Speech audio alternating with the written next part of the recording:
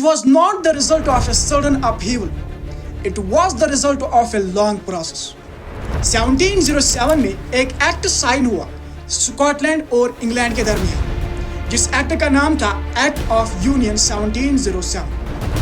यहाँ तक कि उनकी जो अपनी लैंग्वेज थी, गैलिक लैंग्वेज, वो प्रोहिबिट की गई। कैथोलिक्स खुद की ही एक अलग कंट्री चाहते थे। इन दोनों के दरमियान रिवोल्ट शुरू हुई, जिसमें प्रोटेस्टेंट्स की जीत हुई और कैथोलिक्स की हार हुई।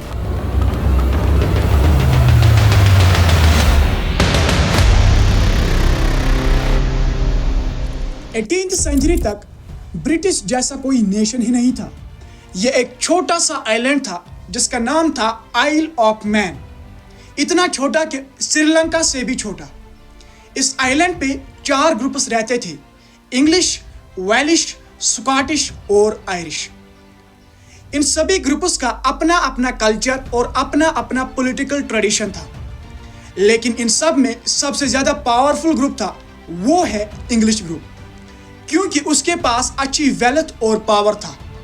Bloody Sunday, that was effectively the end of the civil rights, and then you're into full-blown guerrilla warfare. At 6:30 last night, 9 police officers were relaxing over their evening meal. British case को strange case क्यों कहा गया? क्योंकि ये सभी unification से अलग था। It was not the result of a sudden upheaval. It was the result of a long process. 1688 में इंग्लिश पार्लियामेंट ने मोनार्की के पावर सीज किए और खुद की ही एक गवर्नमेंट बना ली, एक ऐसी गवर्नमेंट जिसमें इंग्लिश पार्लियामेंट के रूल्स चलते थे। 1707 में एक एक्ट साइन हुआ स्कॉटलैंड और इंग्लैंड के दरमियान, जिस एक्ट का नाम था एक्ट ऑफ यूनियन 1707। इस एक्ट के तहत जन्म हुआ United kingdom of great Britain का।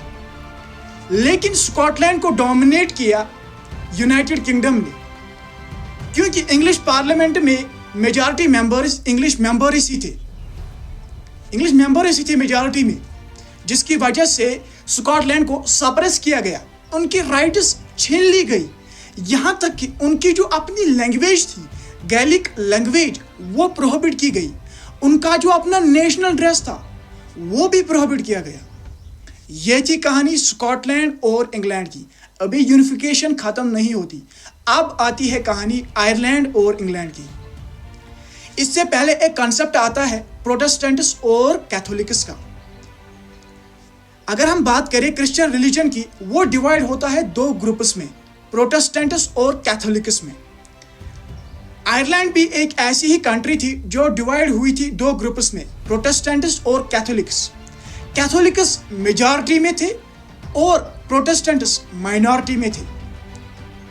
लेकिन प्रोटेस्टेंट्स सपोर्ट कर रहे थे United kingdom of great Britain को, और कैथोलिक्स खुद की ही एक अलग कंट्री चाहते थे। इन दोनों के दरमियान रिवोल्ट शुरू हुए, जिसमें प्रोटेस्टेंट्स की जीत हुई और कैथोलिक्स की हार हुई। Now they are dead, and at least 2 of them were Catholics.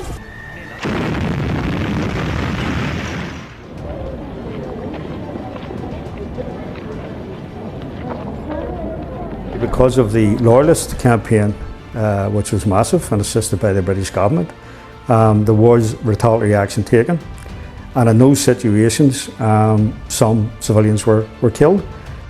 क्योंकि प्रोटेस्टेंट्स को सपोर्ट मिल रहा था यूनाइटेड किंगडम का। जब ये रिवोल्ट फेल हुआ, जिसको लीड कर रहा था वुल्फटन 1798 में, जो कि एक आयरिशमैन ही थे, आयरलैंड का ही एक नागरिक था, और 1801 में ब्रिटेन ने आयरलैंड को भी अपने अंदर इनकॉर्पोरेट किया।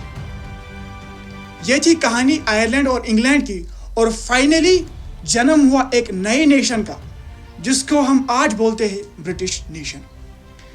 यह थी कहानी यूनिफिकेशन ऑफ ब्रिटेन की।